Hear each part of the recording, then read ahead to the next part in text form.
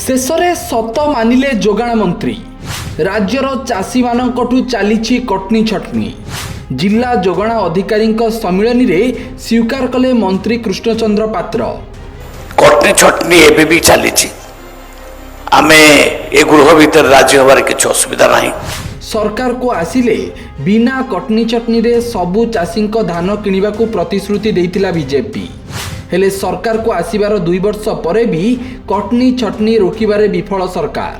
पूर्व भली पुणी कटनी छटनी बंद करने को सीएसओ मानकु तागिद कले मंत्री। कटनी छटनी एबे भी चली आमे ए गृह भीतर राज्य होबार किसी असुविधा नहीं।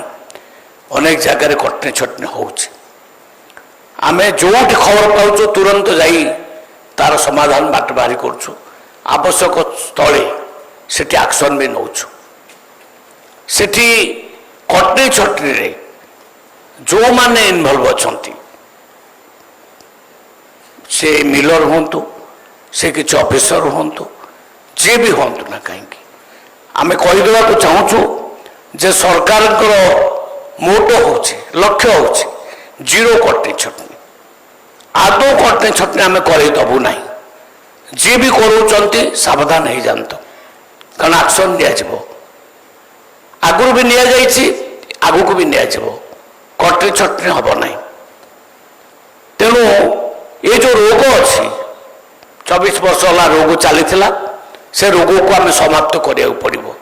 मु मानुची तार प्रभाव पड़ी सरकार प्रतिबद्धता समस्त पाखे पहुंची एवं कटनी छटनी बहुत परिमाण में कमी किंतु आम लक्ष्य होची जीरो कटनी छटनी।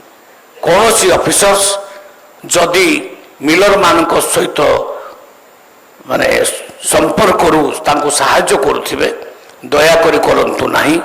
कहीं ना सेमती कले निश्चित एक्शन निया जिवो।